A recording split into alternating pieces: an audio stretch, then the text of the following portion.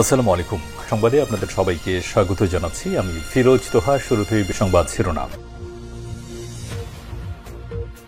বাংলাদেশের সর্বশেষ গুরুত্বপূর্ণ আপডেট সংবাদে আপনাকে স্বাগত। শুরুতেই সংবাদ শিরোনাম, পরে বিস্তারিত।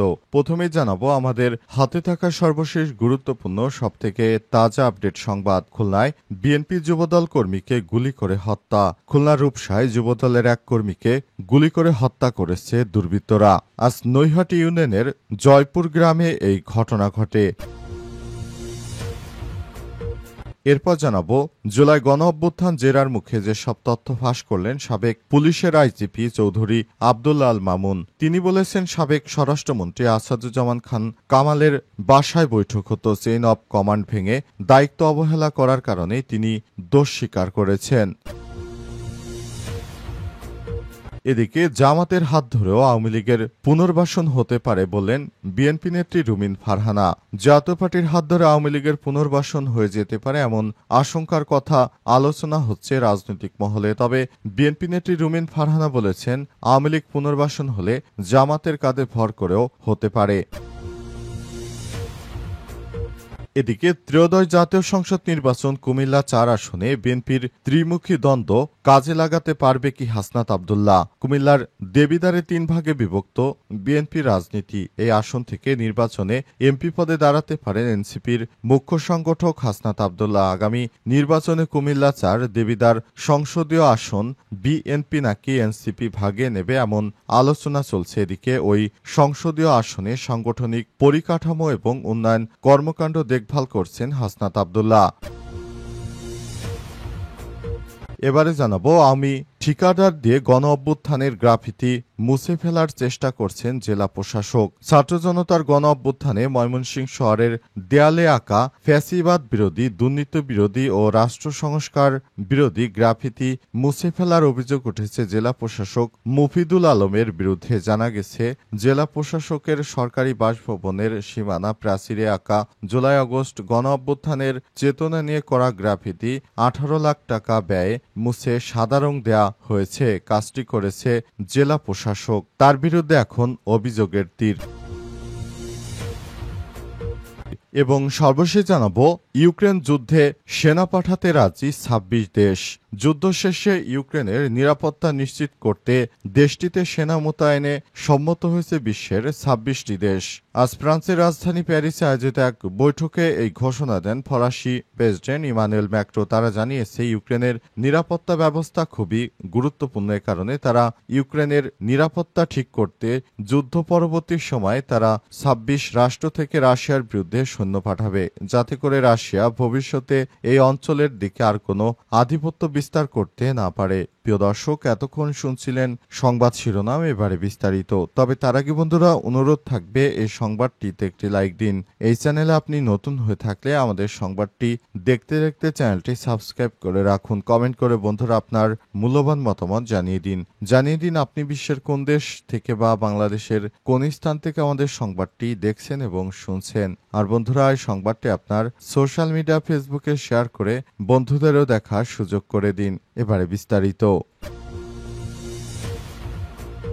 খুলনায় যুবদল কর্মীকে গুলি করে হত্যা। খুলনার রূপসায় যুবদলের এক কর্মীকে গুলি করে হত্যা করেছে দুর্বৃত্তরা।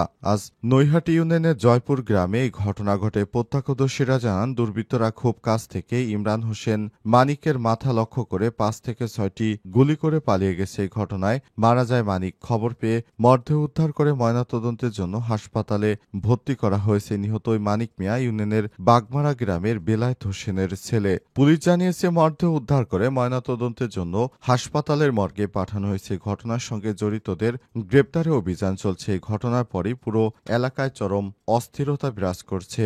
বিএনপি নেতৃত্ববৃন্দ যারা এর আগে গর্তে লুকিয়েছিল, তারা এখন বেড়ে নানা রকম কর্মকাণ্ড করছে। এ কারণে পুরো এলাকাবাসী তাদের উপর বেরাজ হয়ে গেছে। হয়তো এ কারণেই তাদের উপর এই ধরনের চরম হত্যাকাণ্ড সহ নানা ঘটনা ঘটতে পারে এমনটা এলাকাবাসী ধারণা করছে।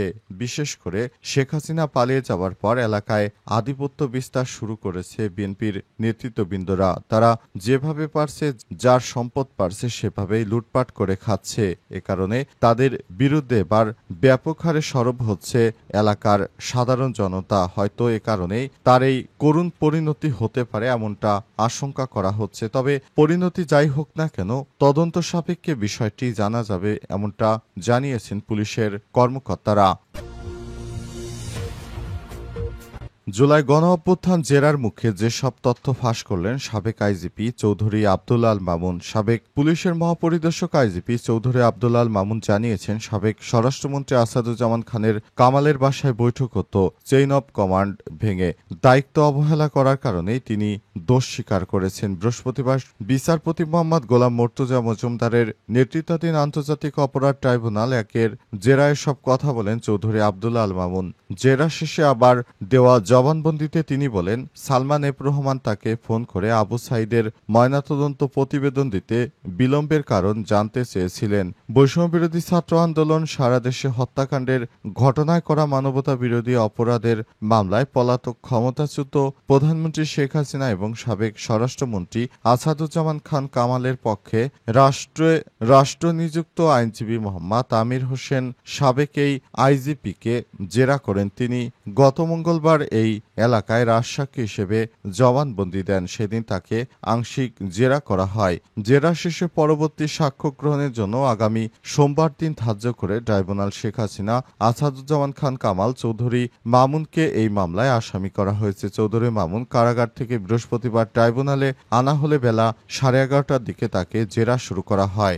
মাঝে 1 ঘণ্টা বিরতি দিয়ে বিকাল প্রায় 5টা পর্যন্ত চলে। এ সময় তাকে সহযোগিতা করেন প্রসিকিউটর মিজানুর রহমান ইসলাম ও গাজী MH তামিম। তার আইনজীবীরা জায়েদ বিন আমজাদও ছিলেন। জেরায় চৌধুরী আব্দুল আল মামুন বলেন, 2018 সালে জাতীয় সংসদ নির্বাচনে অবদান রাখা পুলিশ কর্মকর্তাদের বিভিন্ন পদক দেয়া হয়। তিনি পদক পেয়েছিলেন। পরে বলেন, পদক 2018 সালে নির্বাচনের কারণে কিনা তাই মুহূর্তে বলতে পারছি না। এ ব্যাপারে পুলিশ তদন্ত করবে। তদন্তে যদি কোনো দোষী সাব্যস্তের নাম আসে তাহলে বিষয়টি সেভাবেই ব্যবস্থা গ্রহণ করা হবে এমনটা জানিয়েছেন পুলিশের কর্মকর্তারা। চৌধুরী আব্দুল আল মামুন তিনি শেখ হাসিনার বিরুদ্ধে রাজসাক্ষী হয়েছেন। এ কারণে তিনি শেখ হাসিনার সময়ের বিগত সবকিছু ফাঁস করে দিচ্ছেন। জামাতের হাত ধরে আওয়ামী লীগের পুনর্বাসন হতে পারে বললেন রুমিন ফারহানা। জাতীয় পার্টির হাত ধরে আওয়ামী লীগের পুনর্বাসন হয়ে যেতে পারে এমন একটা শঙ্কার কথা আলোচনা হচ্ছে রাজনৈতিক মহলে। তবে বিএনপি নেত্রী রুমিন ফারহানা বলেন, আওয়ামী লীগ পুনর্বাসন হলে জামাতের কাঁধে ভর করে হতে পারে। আজ একটি বেসরকারি টেলিভিশন টক শোতে হাজির হয়ে কথা বলেন রুমিন ফারহানা। জাতীয় পার্টির হাত ধরে আওয়ামী লীগের পুনর্বাসনে যে শঙ্কা তৈরি হয়েছে উল্লেখ করে তিনি বলেন, আপনি গ্যারান্টি দেন কিভাবে যে জামাতের হাত ধরে আওয়ামী লীগের পুনর্বাসন হবে না?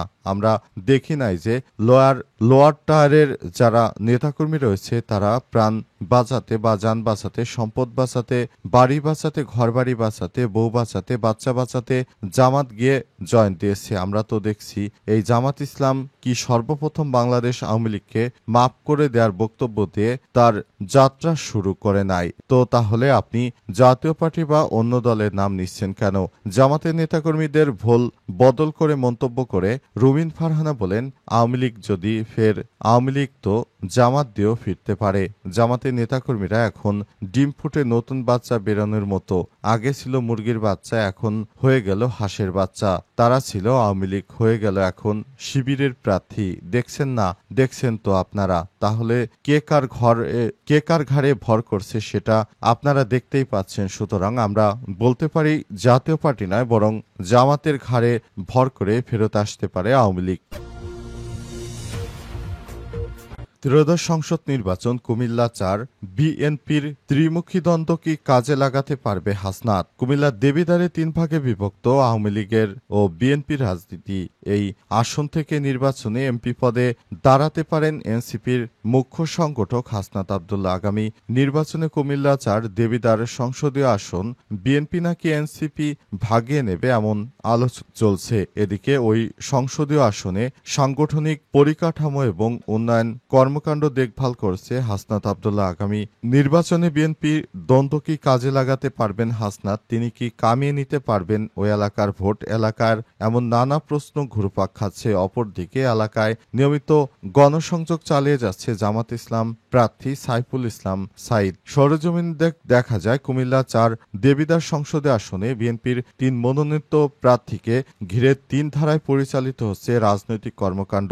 নির্বাচন যতই ঘনিয়ে আসছে বিএনপির অভ্যন্তরীণ কোন্দল ততই দৃশ্যমান হচ্ছে। প্রতিটি দলীয় কর্মসূচি পৃথকভাবে শোডাউন করা হচ্ছে। দলীয় কর্মকাণ্ডে লোকসমাগম ঘটিয়ে মনোনয়ন প্রত্যাশীরা নিজেদের অপরিহার্যতা প্রমাণের চেষ্টা করছেন। সাবেক সংসদ সদস্য ইঞ্জিনিয়ার মঞ্জুরুল হাসান মুন্সী, কুমিল্লা উত্তর জেলা বিএনপির সদস্য সচিব AFM তারেক মুন্সী এবং সাবেক ছাত্রনেতা MA আওয়াল খান পৃথক ৩টি গ্রুপের নেতৃত্ব দিচ্ছেন। তবে এর মধ্যে মঞ্জুর তারেক গ্রুপ শক্তিশালী।